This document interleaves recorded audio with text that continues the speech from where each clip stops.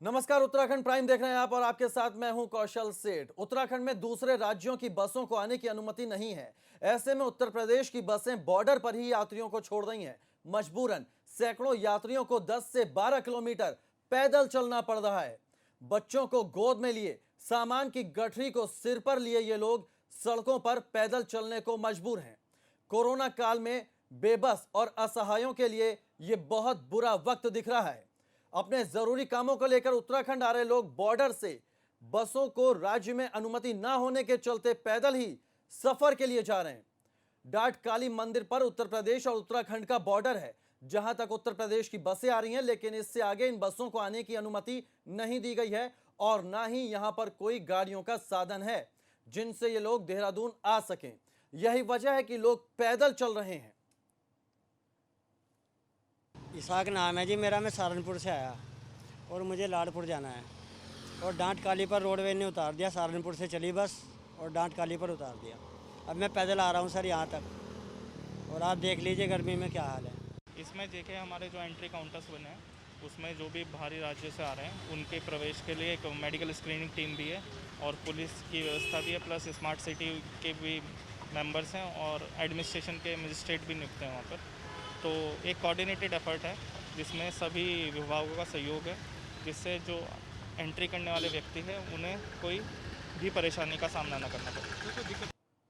तो लोगों को पैदल उनके हाल पर छोड़ दिया गया, बॉर्डर पर ही उतार दिया गया है। इसी पर देखिए हमारे संवाददाता रवि कैंतुरा की यह रिपोर्ट। लॉकडाउन के दौरान जो नज़ारा सड़कों पर देखने को मिला कि लोग पैदल चलने को मजबूर रहे, वही स्थिति आज भी है। मैं आपको दिखाऊं कि देहरादून में जो लोग पहुंच रहे हैं वो लोग मजबूर हैं सड़कों पर चलने के लिए और पैदल उनको कई किलोमीटर का सफ़र तय करना पड़ रहा है। छोटे छोटे बच्चे हों या फिर सामान हो, अपने पूरे परिवार के साथ ये लोग जो है सड़कों पर हैं और आप देखेंगे कि कई किलोमीटर के ये सफ़र जो है इन लोगों को तय करना पड़ रहा है। सबसे बड़ी बात यह है कि जो गाड़ियां हैं वो यहाँ पर उत्तराखंड में प्रवेश नहीं कर सकती हैं और यही वजह है कि जो उत्तर प्रदेश और उत्तराखंड का जो बॉर्डर है आशा रोड़ी चेक पोस्ट, उससे पहले ही एक डाट काली मंदिर है जहाँ पर इन तमाम लोगों को बसों के द्वारा उतार दिया जा रहा है और उसके बाद 10-10 किलोमीटर का लंबा पैदल सफ़र इनको करना पड़ रहा है। यानी कि स्थिति आज यही है कि जिन लोगों के पास पैसा है, जो अपना एक रुतबा रखते हैं, वो तो कई संसाधनों से और साधनों से प्रवेश कर रहे हैं, लेकिन गरीब और मजदूर तबका आज भी कोरोना के चलते सड़कों पर पैदल चलने को मजबूर है और कई कई किलोमीटर का ये लंबा सफ़र जो इन लोगों को तय करना पड़ रहा है, क्योंकि अभी राज्य में दूसरे राज्य की बसें प्रवेश नहीं कर सकती हैं। और यही एक बड़ी वजह है कि इन लोगों को जो बॉर्डर है उस बॉर्डर पर ही बसों के द्वारा छोड़ा जा रहा है। उसके बाद उत्तर प्रदेश की बसें उत्तराखंड में प्रवेश नहीं कर पा रही हैं और मैं इस वक्त जो है बिल्कुल करीब हूँ उत्तराखंड और उत्तर प्रदेश बॉर्डर के, जहाँ पर लोग मजबूर हैं। एक लंबा सफ़र उनको तय करना पड़ रहा है क्योंकि यहाँ पर कोई संसाधन नहीं है कि वो उनमें बैठकर जो है कहीं जा सकें। तो अपनी मंजिल की तरफ एक बार फिर से गरीब तबका कोरोना काल में सड़कों पर चलने के लिए मजबूर है। अपने सहयोगी क्रिस्टोफर लॉरेंस के साथ रवि कैंतुरा, एबीपी गंगा, देहरादून। और इसी खबर पर ज्यादा जानकारी के साथ हमारे उत्तराखंड के ब्यूरो चीफ अजीत सिंह राठी हमारे साथ जुड़ गए। अजीत, जिस तरह से शुरुआत में शासन प्रशासन की ओर से दिखाया गया कि वो लोगों की मदद के लिए एकदम तत्पर हैं, इसमें लेकिन ये जो तस्वीरें हैं इसमें प्रवासी भी होंगे, ऐसे लोग भी होंगे जो किसी काम के चलते उत्तराखंड आए हैं, उनको उनके हाल पर ही छोड़ दिया गया है, पैदल जाने को मजबूर हैं लोग। कौशल, देखिए, ये चूंकि कोविड-19 में जिस तरह की कॉम्प्लिकेशंस लोगों के सामने आ रहे हैं और गवर्नमेंट तमाम दावे भी कर रही है कि हमने तमाम इंतजाम कर दिए हैं, लेकिन वो इंतजाम अभी एबीपी गंगा ने अपने दर्शकों को दिखाए कितने इंतजाम है। अगर कोई दूसरे स्टेट की ट्रांसपोर्ट कॉर्पोरेशन की कोई बस यहाँ पर पैसेंजर लेकर आ रही है, तो यानी इसका मतलब सीधा ये है उन पैसेंजर्स को यहाँ आने की अनुमति है, तभी वो राज्य में प्रवेश कर रहे हैं। लेकिन उस बस को आईएसबीटी आने में क्या अड़चन हो सकती है, सरकार को क्या दिक्कत हो सकती है, ये बात समझ के परे की है। वहां से इनको लाने के लिए इंटर सिटी कोई सर्विस भी नहीं है। लोग परेशान हैं सामान के साथ, बच्चों के साथ। उधर दूसरी तरफ अभी एक दिन में 1500 लोगों को एक एंट्री से आने की इजाजत थी, आज उसको 2000 भी कर दिया गया है। तो अगर ये 5000 भी कर देंगे तो वो बसेज अंदर नहीं आएंगी। कितने लोग होते हैं जिनके पास अपने खुद के व्हीकल होते हैं, बहुत सारे लोग पब्लिक ट्रांसपोर्ट यूज करते हैं। अगर वो 5-7 किलोमीटर अपना लगेज और अपने बच्चों को कंधे पर बैठा कर चलेंगे तो वो सरकार को के लिए अच्छी धारणा को नहीं रखेंगे कम से कम। जी, लेकिन अजीत, इसके पीछे क्या माना जाए, स्थानीय प्रशासन जिम्मेदार है या फिर शासन? नहीं, देखिए कोविड-19 में टोटल जो नियमावली है, जितने भी आदेश अजीत, निर्देश हैं, आपको उन रोकना सबको चाहेंगे। सूर्यकांत धस्माना हमारे साथ जुड़ गए, कांग्रेस उपाध्यक्ष हैं। सूर्यकांत जी, बहुत स्वागत है आपका। ये तस्वीरें हम आपको दिखा रहे हैं जिस तरह से जो बाहरी राज्यों से जो लोग आ रहे हैं उत्तराखंड, उनको पैदल चलने को मजबूर किया जा रहा है। क्या कहना है आपका? जी, देखिए, कोविड में सरकारों ने जिस तरह से आत्मसमर्पण कर दिया है, जी, चाहे वो केंद्र की सरकार हो चाहे राज्यों की सरकार हो, अब जब आत्मसमर्पण कर दिया और लोगों को आत्मनिर्भर बनने का नारा दे करके सरकारें पीछे हट गई, तो ऐसा ही होगा। अब पूरे पूरे देश में और पूरे प्रदेश में आप देख रहे हैं सरकारें कितनी गंभीर है इस मामले में। जी, 20 लाख संख्या पहुंच गई है संक्रमण की देश में। मरने वालों की संख्या जो है वो लगातार बढ़ रही है। अपने राज्य में उत्तराखंड में जो 2 महीना पहले 100 से नीचे आंकड़ा था, आज वो 8,500 पार हो गया है। 10,000 को छुएगा बहुत जल्दी। और मरने वालों की संख्या भी सैकड़ा पार हो गई है। अस्पतालों में हालत खराब है, लेकिन सरकार को कहाँ परवाह है? सरकारों को परवाह ही नहीं है। पैदल चले, कोई बाजार खुले, कोई सोशल डिस्टेंसिंग का कोई कायदा और तमाम जो एहतियात बरतने हैं वो कोई बरते जाए ना बरते जाए। मैं तो अभी भी एक लक्ष्मण झूला में एक समय अपनी मीटिंग में बैठा हूँ, बैठक में बैठा हूँ। अगर आपके साथ लाइव होता तो मैं आपको दिखाता कि हम तो आज भी अपनी सोशल डिस्टेंसिंग से लेकर के जितने एहतियात बरतने चाहिए उस सारे बरत रहे हैं। धस्माना जी, जिस तरह से ये कहा जा रहा है कि अनुमति नहीं है प्रदेश में आने की लोगों को, लेकिन फिर ये लोग आ कैसे रहे हैं? क्या इनको रास्ते में रोका नहीं जा रहा है? और अगर वो आ भी रहे हैं तो क्या कोई वैकल्पिक व्यवस्था नहीं की जानी चाहिए थी कि ये अपने गंतव्य स्थान तक पहुंच सके? नहीं, सरकार ने सब छोड़ दिया है ना। स्क्रीनिंग हो रही है ना, टेस्टिंग हो रही है। किसी प्रकार से कोई भी, अब जो मैंने आपको बताया ना, सरकारों ने पूरा तरह से जनता के भाग्य पे छोड़ दिया है। जनता जाने, अब वो अब अयोध्या में शिलान्यास हो ही गया है तो भगवान राम भरोसे है सब पूरी दुनिया। जी बिल्कुल, बहुत शुक्रिया सूर्यकांत धस्माना जी आपका हमारे साथ जुड़ने के लिए। तो ये तस्वीरें हम दिखा रहे हैं जो लोग पैदल चलने को मजबूर हैं। हमारे ब्यूरो चीफ उत्तराखंड के अजीत सिंह राठी हमारे साथ लगातार बने हुए हैं। अजीत, अब सरकार के इस बद इंतजामी से कहेंगे, इस पर अब सवाल भी उठने लगे, राजनीति भी शुरू हो गई है। जी देखिए, ये बिल्कुल, ये तो लाजमी है और ये इस पर पॉलिटिक्स होगी, क्योंकि विरोधी दल अगर इसका विरोध करेंगे तो हम लोग उसको राजनीति जरूर कह सकते हैं, और अगर वो कुछ नहीं कहेंगे तो हम कहेंगे कि विरोधी दल खामोश हैं। लेकिन स्थिति ग्राउंड लेवल पे इस तरह की कौशल हो गई है कि लोगों की परवाह करने वाला एडमिनिस्ट्रेशन में कोई नहीं रह गया है। जिस तरह से चल रही है, अब अगर बसेस इनके बॉर्डर पर आ रही है, इनके बॉर्डर पर आकर रुक जा रही है, उसमें जो यात्री आ रहे हैं वो बिना परमिशन के नहीं आ सकते। ई पास के बगैर यहाँ कोई नहीं आ सकता। पहले से ही नियमावली है, आम आदमी का यहाँ आना बड़ा मुश्किल हो रहा है। लोग ई पास बनवाने के लिए सिफारिशें करते हैं और उसके बाद ई पास बनता है, और ई पास बनने के बाद यहाँ बस में बैठ कर आते हैं। वो तो उत्तर प्रदेश या दिल्ली ट्रांसपोर्ट कॉर्पोरेशन का भला हो कि वो बॉर्डर तक लोगों को छोड़ दे रहा है। उत्तराखंड की बसें तो वहां से अपने लोगों को ला भी नहीं पा रही हैं, और ये बिल्कुल इनका पहिया जाम है। जी बिल्कुल, बहुत शुक्रिया आपका हमारे साथ जुड़ने के लिए और ये तमाम जानकारी हमसे साझा करने के लिए। आगे बढ़ते हैं। इस वक्त एक बड़ी खबर चंपावत से आ रही है, जहां टनकपुर में बनाए गए हैं नए कंटेनमेंट जोन। तो बड़ी खबर चंपावत से आपको बता दें, टनकपुर में बनाए गए हैं नए कंटेनमेंट जोन। इमली पड़ाव और मनिहार गोठ में नया कंटेनमेंट जोन बनाया गया है। जरूरी सामानों की आपूर्ति छोड़कर यहां सब कुछ बंद कर दिया गया है। चंपावत से यह बड़ी खबर, टनकपुर में नए कंटेनमेंट जोन बनाए गए हैं। जरूरी सामान की आपूर्ति छोड़कर यहां सब कुछ बंद कर दिया गया है। 2 नए कंटेनमेंट जोन बनाए गए हैं टनकपुर में। चंपावत से ये तस्वीरें आपको दिखा रहे हैं। सिर्फ जरूरी सामानों की आपूर्ति होगी, बाकी सब कुछ बंद है। 2 नए कंटेनमेंट जोन बनाए गए हैं। कहीं ना कहीं कोई कोरोना के ये केस यहां पर सामने आए, जिसके बाद ये एहतियातन कंटेनमेंट जोन बनाए गए हैं। बैरिकेड्स हैं या रहने के स्थान हैं, इनको इस तरह से सुगमतापूर्वक बनाया जा रहा है जिससे कि पब्लिक को वहाँ पर मेडिकल स्क्रीनिंग करना है या उनकी थर्मल स्क्रीनिंग करना है या उनको सैंपलिंग करना है, इसको दृष्टिगत रखते हुए कुछ बनाए गए हैं और आगे बनाने की कोशिश। आगे बढ़ते हैं। देहरादून में कोरोना का कहर लगातार बढ़ रहा है। नगर निगम देहरादून में स्वास्थ्य निरीक्षक के कोरोना पॉजिटिव आने के बाद हड़कंप मच गया है, जिसकी वजह से नगर निगम को फिलहाल सील कर दिया गया है। साथ ही बाहरी लोगों की एंट्री पूरी तरह से बंद कर दी गई है। नगर निगम के पूरे परिसर को सैनिटाइज किया गया है। तो अब नगर निगम देहरादून में भी कोरोना पहुंच गया है। नगर निगम के जो स्वास्थ्य निरीक्षक हैं वो कोरोना पॉजिटिव पाए गए हैं। इसके बाद हड़कंप मचा हुआ है और पूरे नगर निगम परिसर को सील किया गया है, एहतियात के तौर पर सैनिटाइज किया गया है।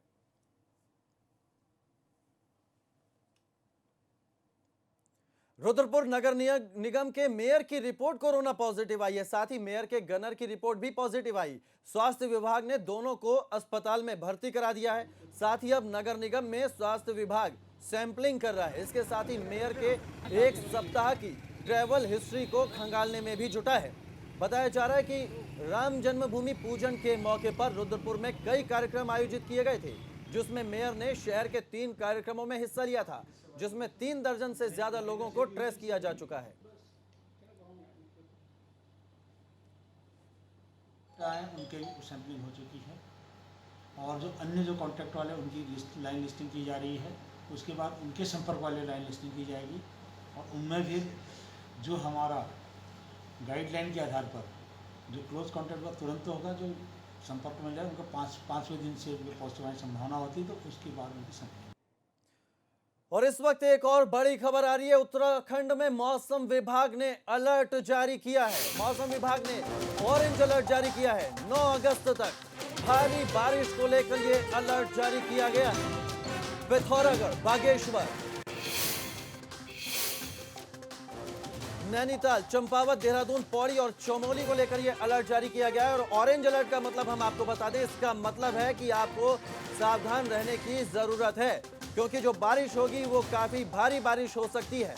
9 अगस्त तक भारी बारिश का अलर्ट जारी किया गया है मौसम विभाग की ओर से। 6 जिलों में बारिश का ऑरेंज अलर्ट जारी किया गया है, यानी कि आपको भी सावधान रहने की जरूरत है। बेवजह घरों से बाहर ना निकलें। भारी बारिश की चेतावनी जारी की गई है उत्तराखंड मौसम विभाग की ओर से।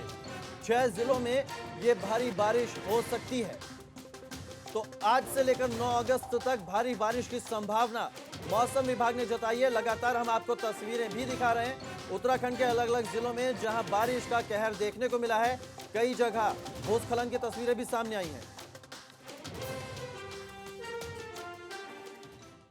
रुक करते हैं एक और बड़ी खबर का। कर्णप्रयाग में बद्रीनाथ हाईवे बंद हो गया है। देवली बगड़ के पास पहाड़ी से मलबा गिरा है, जिसके चलते कर्णप्रयाग में यह बद्रीनाथ हाईवे बंद हो गया है। रोड पर दोनों ओर गाड़ियों की कतार लग गई है। बद्रीनाथ ऋषिकेश हाईवे मलबा गिरने से बाधित हो गया है। तो कर्णप्रयाग में बद्रीनाथ हाईवे बंद हो गया है। लगातार जिस तरह की तस्वीरें हम आपको बता ही रहे थे कि देवली बगड़ के पास पहाड़ी से यह मलबा गिरा है और इस हाईवे के बंद होने के चलते दोनों ओर वाहनों की कतार लग गई है। देवली बगड़ के पास पहाड़ी से मलबा गिरा है और इस मलबे के गिरने के चलते बद्रीनाथ ऋषिकेश हाईवे बाधित हो गया है। सड़क के दोनों ओर गाड़ियों की कतार लग गई है। आगे बढ़ते हैं। रुड़की में जल भराव की वजह से लोग परेशान हैं। बरसात में सड़क पर पानी भर गया है, जिससे महिलाओं और बच्चों को आने जाने में भारी परेशानी का सामना करना पड़ रहा है। तस्वीरें हम आपको दिखा रहे हैं सड़क पर किस तरह से जल भराव हुआ है। पानी की निकासी नहीं होने की वजह से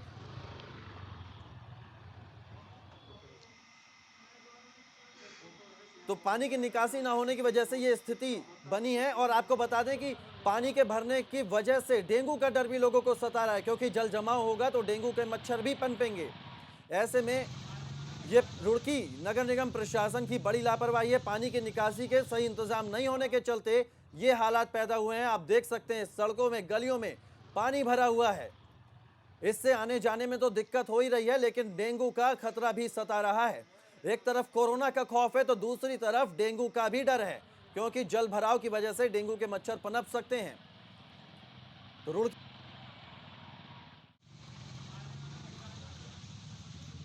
एरिया हमारे पास जो नए जुड़े हैं वहाँ पर जलभराव की समस्या है, गंभीर रूप से है। इसके लिए जो स्थायी समाधान है वो तो मैंने बताया था कंटूर सर्वे के बाद ही होगा। कंटूर सर्वे का प्रोसेस हम शुरू कर रहे हैं, लेकिन क्योंकि अभी सीज़न बिल्कुल सिर पे है तो उसके लिए आज ही मैंने जो है 2 पंप नए खरीदने की बात करी है और शायद 2 दिन में हमारे पास पहुँच जाएंगे और 2-3 पंप हमारे पास हैं। तो जैसे ही यहाँ जलभराव ज़्यादा दिन तक पानी खड़ा होगा तो हम उस पानी को कहीं ना कहीं और शिफ्ट करके उसको निकालने का प्रयास लगातार करेंगे। आगे बढ़ते हैं। चंपावत से लगती नेपाल सीमा पर नो मैंस लैंड में नेपाल के कंचनपुर प्रशासन की तरफ से सीसीटीवी लगाने की बात कही जा रही है। जिस पर भारत के अधिकारियों ने आपत्ति जताई है। भारतीय अधिकारियों का कहना है कि अगर नेपाल ऐसा करना चाहता है तो उसे अपने क्षेत्र में सीसीटीवी लगाने चाहिए, लेकिन नो मैंस लैंड पर किसी भी देश को किसी भी तरह की गतिविधि करने का अधिकार नहीं है। तो नो मैंस लैंड पर नेपाल की तरफ से सीसीटीवी लगाए गए चंपावत में, जिसके बाद भारतीय अधिकारियों ने विरोध दर्ज कराया है। सीसीटीवी के कैमरे के बारे में भी चर्चा हुई है कि कोई भी राष्ट्र या कोई भी व्यक्ति सिर्फ अपने जो पब्लिक है उनकी गतिविधियों के लिए अगर कोई इलीगल वर्क होता है उसको मॉनिटर करने के लिए अगर किया जा रहा है तो वो उसी सीमा तक सीमित हो। अंतर्राष्ट्रीय गतिविधियों को वॉच करने के लिए कोई भी इस तरह का कार्रवाई नहीं। एक छोटे से ब्रेक के लिए रुक रहे हैं, ब्रेक के बाद भी खबरें जारी हैं।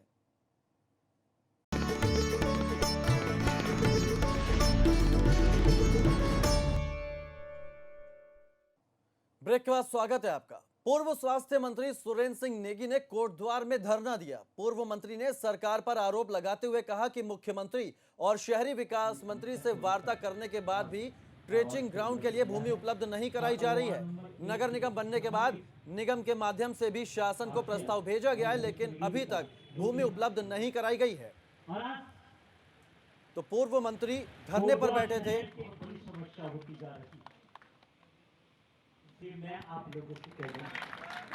और सरकार पर आरोप लगाते हुए कहा कि मुख्यमंत्री और शहरी विकास मंत्री से वार्ता करने के बाद भी ट्रेचिंग ग्राउंड के लिए भूमि उपलब्ध नहीं कराई जा रही है। निगम के माध्यम से भी शासन को प्रस्ताव भेजा गया, लेकिन अभी तक कोई कार्रवाई नहीं हुई। तो सुरेंद्र सिंह नेगी हैं जो कोटद्वार में धरने पर बैठे। ट्रेचिंग ग्राउंड के लिए पूर्व स्वास्थ्य मंत्री ने यह धरना दिया और शीघ्र ट्रेचिंग ग्राउंड के लिए भूमि उपलब्ध कराने की मांग की।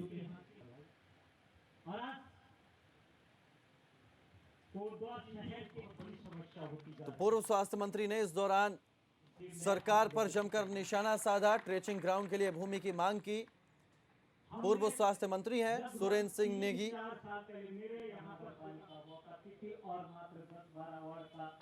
यहाँ पर आया करता था, एक क्षेत्र का पूरा यहाँ पर आया करता था।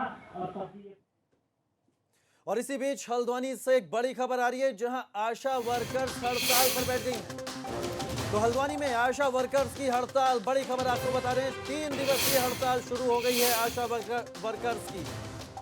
हल्द्वानी में जो आशा कार्यकर्ता हैं वो हड़ताल पर बैठ गई हैं। 3 दिवसीय ये हड़ताल है जो आशा वर्कर्स ने शुरू की है। हल्द्वानी से बड़ी खबर आपको बता रहे हैं। तो ये तस्वीरें हैं हल्द्वानी की, जहां 3 दिवसीय हड़ताल पर बैठी हैं ये आशा वर्कर्स।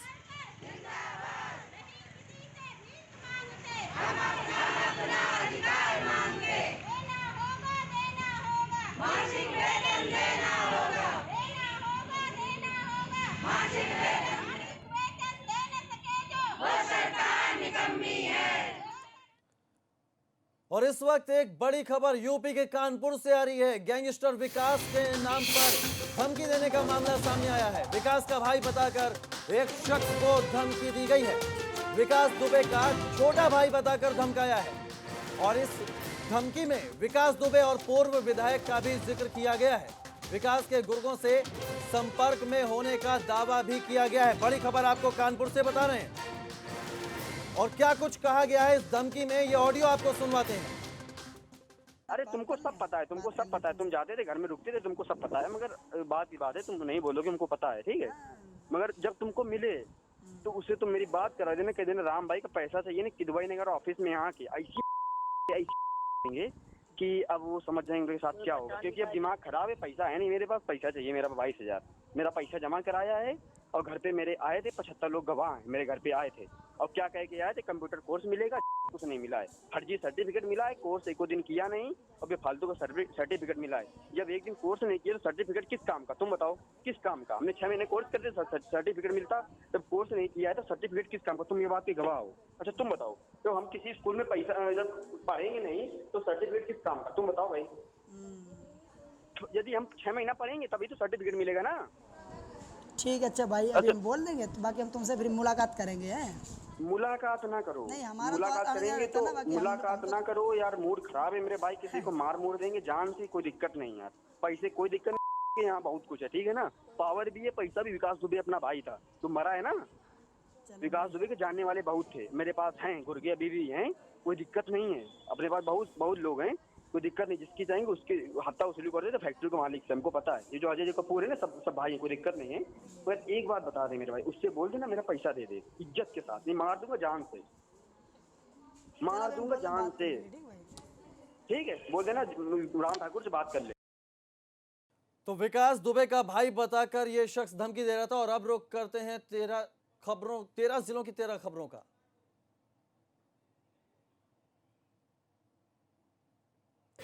तो हल्द्वानी में आशा वर्कर्स हड़ताल पर बैठ गई हैं। 3 दिवसीय हड़ताल शुरू हो गई है।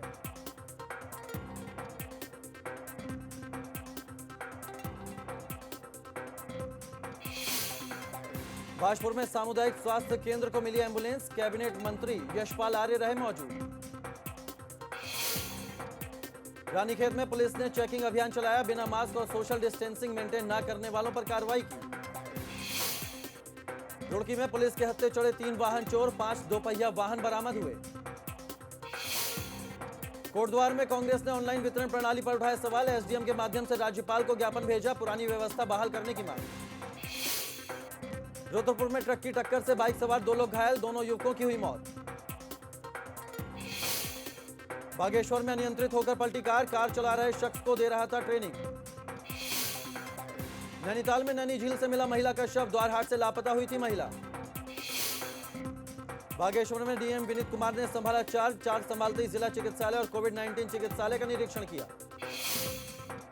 पौड़ी में सफाई कर्मियों ने मुख्य सड़क पर कूड़े का ढेर लगाया। नगर पालिका के सफाई कर्मियों की नाराजगी।